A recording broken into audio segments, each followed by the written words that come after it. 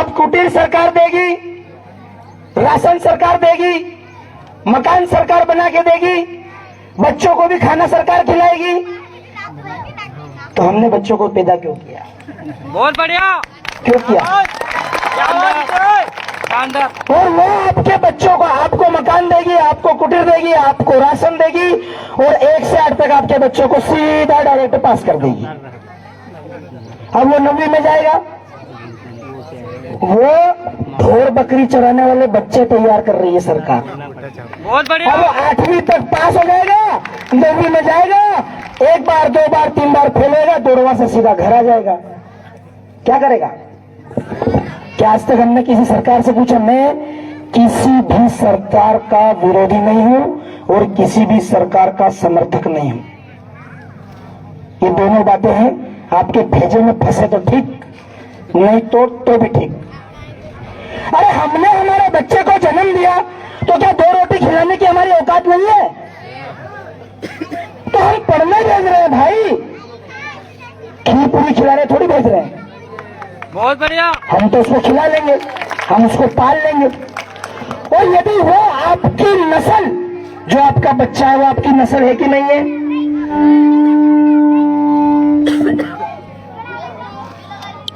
वो आपकी नस्ल है ना, तो एक तरफ आपकी फसल बर्बाद क्या हो रहा है? एक तरफ आपकी फसल और दूसरी तरफ आपकी नस्ल बर्बाद होने को तैयार है। क्या आप अपनी फसल बचाना चाहते हैं? कोई किसी को नहीं जरूरत है। क्या आप आपकी नस्ल बचाना चाहते हैं? तो नस्ल बचाने के लिए क्या करना होगा? फसल बचाने के लिए क्या करना होगा? सही ट्रीटमेंट। आप लोग पहले जंगल के शेर थे, सरकारों ने आपको चिड़ियाघर का शेर बना दिया है। बहुत बढ़िया। फाटक खोलेंगे, टुकड़ा फेंकेंगे, आप खाओगे। अब चिड़ियाघर का शेर, मैंने तो इंदौर में बहुत सारे शेर ऐसे दुबले पतले बीमार देखे। पहले हमारे लोग हट्टे खट्टे होते थे, 80-90 किलो के होते थे, धोती कुर्ता पहन के चलते थे। अब तो पैंट नहीं सट रही है। तो चिड़ियाघर का जब से हम शेर बने हैं, हमको ये चिड़ियाघर की फाटक तोड़ना होगी, इससे बाहर निकलना होगा।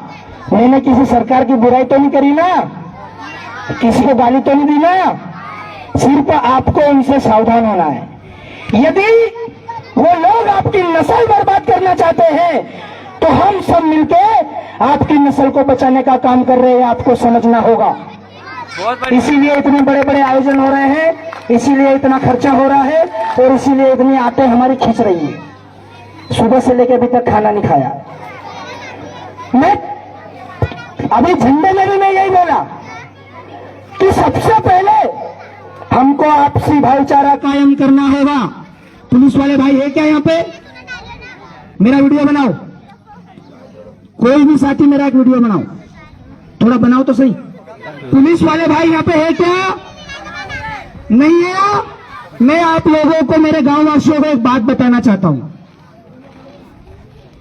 इस गांव काकड़, खेरदा की काकड़ के अंतर्गत जितना भी इलाका है,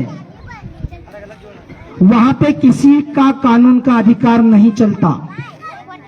ये बात आपको, मैं जिस वक्ता को आगे बुलाने वाला हूं वो आपको इसको संक्षेप में समझाएंगे, इसलिए मैंने छोटा सा आपके सामने जिक्र किया। तो जोरदार तालियों से महेंद्र भाई गणेश के लिए मैं उनको निमंत्रण देता हूं कि आप मंच पर आए और अपनी बात रखें। अगली कड़ी में महिला शक्ति तैयार रहे।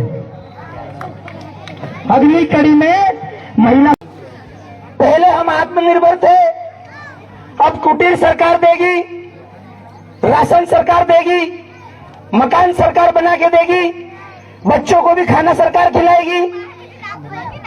तो हमने बच्चों को पैदा क्यों किया? बहुत बढ़िया। क्यों किया? और वो आपके बच्चों को, आपको मकान देगी, आपको कुटीर देगी, आपको राशन देगी और 1 से 8 तक आपके बच्चों को सीधा डायरेक्ट पास कर देगी। अब वो 9वीं में जाएगा, वो ढोर बकरी चराने वाले बच्चे तैयार कर रही है सरकार। बहुत बढ़िया। अब वो 8वीं तक पास हो जाएगा, 9वीं में जाएगा, 1 बार 2 बार 3 बार फेल होगा, 2वां से सीधा घर आ जाएगा। क्या करेगा? क्या आज तक हमने किसी सरकार से पूछा? मैं किसी भी सरकार का विरोधी नहीं हूं और किसी भी सरकार का समर्थक नहीं हूं। ये दोनों बातें हैं। आपके भेजे में फंसे तो ठीक, नहीं तो भी ठीक। अरे हमने हमारे बच्चे को जन्म दिया तो क्या 2 रोटी खिलाने की हमारी औकात नहीं है?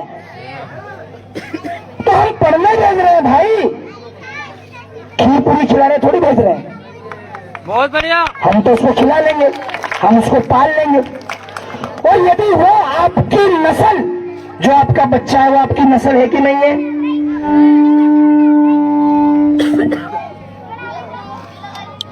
वो आपकी नस्ल है ना, तो एक तरफ आपकी फसल बर्बाद क्या हो रहा है, एक तरफ आपकी फसल और दूसरी तरफ आपकी नस्ल बर्बाद होने को तैयार है। क्या आप अपनी फसल बचाना चाहते हैं? कोई किसी को नहीं जरूरत है। क्या आप आपकी नस्ल बचाना चाहते हैं? तो नस्ल बचाने के लिए क्या करना होगा?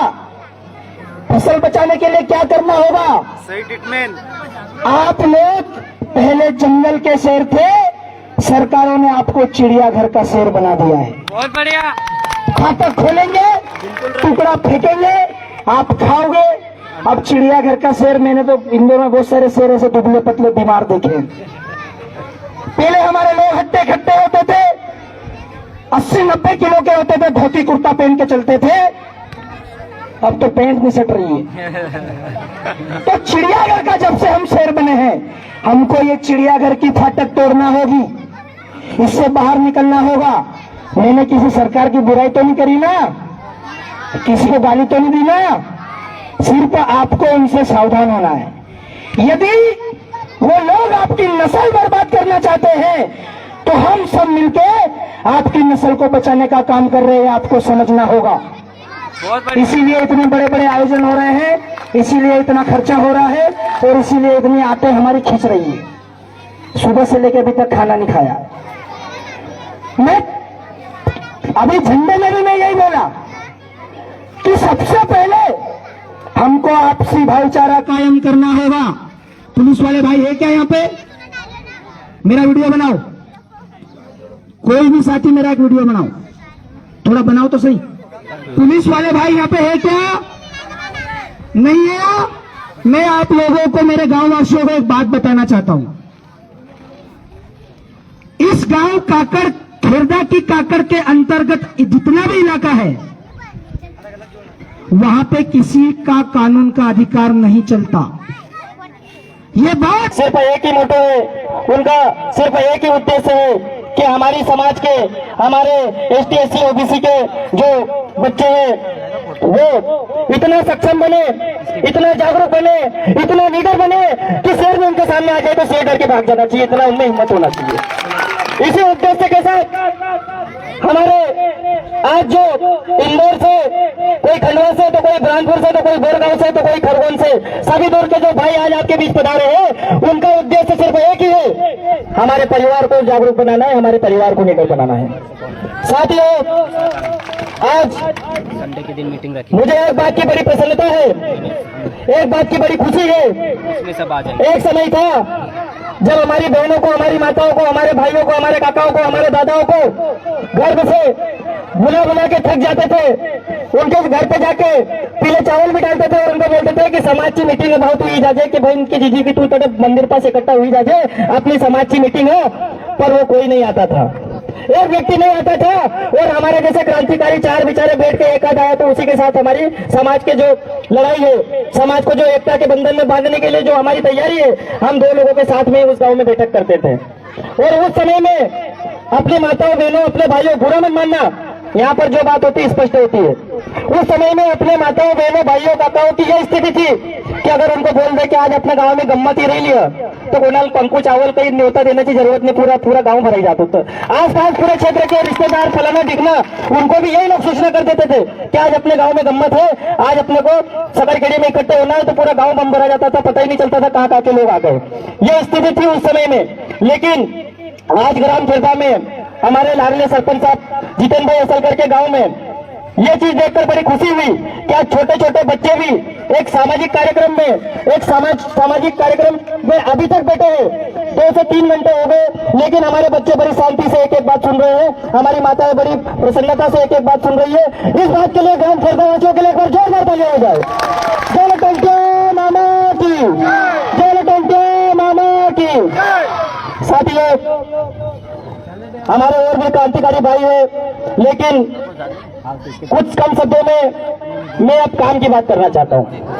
जैसे कि मेरे सभी साथियों की बातों से आपने सुना होगा कि वर्तमान में हमारा आदिवासी परिवार अगर पीछे रह रहा है तो कारण मैं आपको बताना चाहूंगा। साथियों, आदिवासी परिवार अब बहुत जागरूक हो चुका है।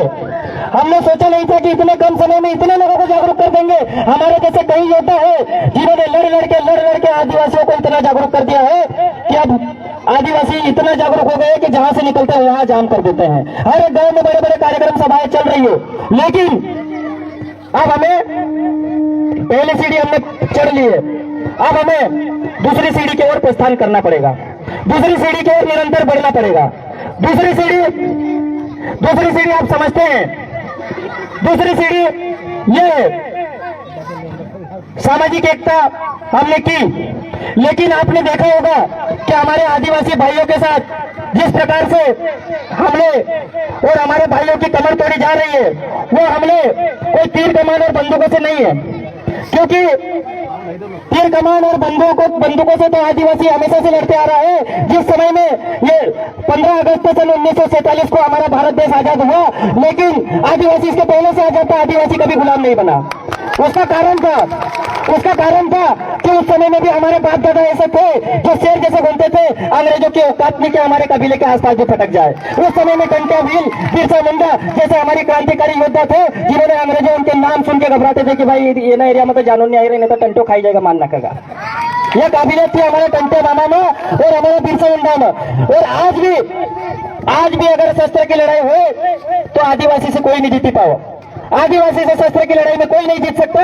और सरकार इस षड्यंत्र को भली भांति जानती है, इसलिए उन्होंने क्या किया है, इसलिए सरकार ने क्या किया है कि राजनीति, आप ये मत समझना कि अश्विन भाई राजनीति करते तो राजनीति की बात कर रहे हैं। हमारा उद्देश्य ये है कि हम राजनेता बनाना चाहते हैं, हमारे भाइयों को एक एक बच्चे को नेतागिरी की ABCD सिखाना चाहते हैं, ताकि कोई राजनीतिक कांग्रेस भाजपा का बड़ा दलाल आए और हमारे व्यक्ति को गुमराह न कर पाए। इसके लिए भी हमें काम करना होगा। पहली सीढ़ी हम चढ़े, दूसरी सीढ़ी भी हमें चढ़ना होगा, हमारे बच्चों को उसके बारे में शिक्षा देना होगा। राजनीतिक की ABCD का भी ज्ञान हमारे बच्चों में होना चाहिए, ताकि कल अगर कोई व्यक्ति आता है और हमारे भाइयों को गुमराह करने की कोशिश करता है तो हमारा भाई इतना ज्ञानी होना चाहिए कि उसको हाथ पैर तोड़ के मोड़ के रवाना कर देना चाहिए। इतना ज्ञान हमारे बच्चे में होना चाहिए। साथियों, सबसे पहला आतंक हमारे बाबा साहेब के रचिए जो संविधान रचा है, उन्होंने जो संविधान बनाया है, उस संविधान के साथ ये लोग आतंक कर रहे हैं। जिन लोगों को हमने वोट दिया, जिन लोगों को हमने गद्दी दी, जिन लोगों को हमने हमारे सर पे बिठाया, वो आज हमको जमीन से खत्म करने के लिए हमारे संविधान को खत्म कर रहे हैं। हमारे संविधान में लिखा हुआ बाबा साहब का एक एक शब्द मिटा रहे हैं। ऐसे लोगों से कैसे लड़ोगे आप? क्या आप हथियारों से लड़ सकते हो उनसे? क्या शस्त्रों से लड़ सकते हो? क्या ये जंग जो अपन आज लड़ रहे हैं हथियारों की है? आज के समय में ये जो जंग है ये अपने अंगूठों की है, ये अपने वोट की है, और अपना जो वोट है ये वोट ही अपना हथियार है। और ये अंगूठा ही एकलव्य का जो अंगूठा इन्होंने काटा था ना, ये करोड़ों अरबों एकलव्य है। ये एकलव्य अपना अंगूठा देने वाले नहीं है, ये एकलव्य अपना अंगूठा वहां देंगे, उस मशीन पर देंगे जो ऐसे दलाल लोगों को, ऐसे बिकाऊ लोगों को, जो आदिवासी ST SC OBC को खत्म कर रहे हैं, ऐसे लोगों को जड़ से खत्म कर देगी। ऐसे लोगों का जो राज गद्दी पे बैठे ना, उनको रुकड़े पे फेंकने का काम हम लोग करेंगे। लेकिन कैसे करेंगे? मैं आज यहाँ से जाऊंगा, कल और कोई कांग्रेस का बड़ा नेता आ जाएगा, परसों और कहीं का भाजपा का बड़ा दिग्गज आ जाएगा, और अपने भाई उनके पास बैठेंगे और उनकी बातों में आएंगे और फर्जी लोगों को वोट देंगे, और ऐसे बिकाऊ लोगों को वोट देंगे जो अपने आदिवासियों का गला काट रहे, जो अपने ST SC के भाइयों का गला काट रहे, जो अपने संविधान को खत्म करने के लिए उनका सहयोग कर रहे। क्या ऐसे लोगों को नेता बनाना चाहिए? आप बताओ, ऐसे लोगों को नेता चुनना चाहिए?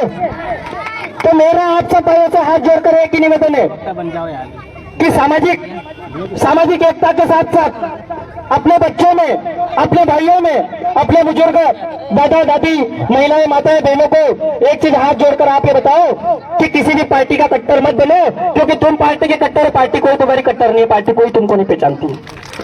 ऐसे व्यक्ति को वोट दो जो सामाजिक लीडर है, जिसमें समाज के लिए एक आग है, जो अपने बच्चों के लिए कुछ करना चाहता है, जो अपने समाज के लिए कुछ करने की एक अलग लगन है, जो अपने समाज को आजादी से आजाद कर, गुलामी से आजाद करना चाहता है। ऐसे लोगों को वोट दो, ऐसे लोगों को मत वोट दो जो अपनी समाज को बेच रहा है, गुलाम बना रहा है। यही अपना आज के समय में सबसे बड़ा हथियार है। और सामाजिक एकता के साथ साथ मैं ये बोलूंगा कि जिस दिन भिकनगांव विधानसभा में यह होने लग गया कि पार्टियों को छोड़कर कोई तीसरा निर्दलीय जीत रहा है, उस दिन मैं मानूंगा कि अपनी समाज दूसरी पीढ़ी भी चढ़ गई है और सक्सेस हो रही है। जय टोलटे मामा, जय जवाहर, जय आदिवासी।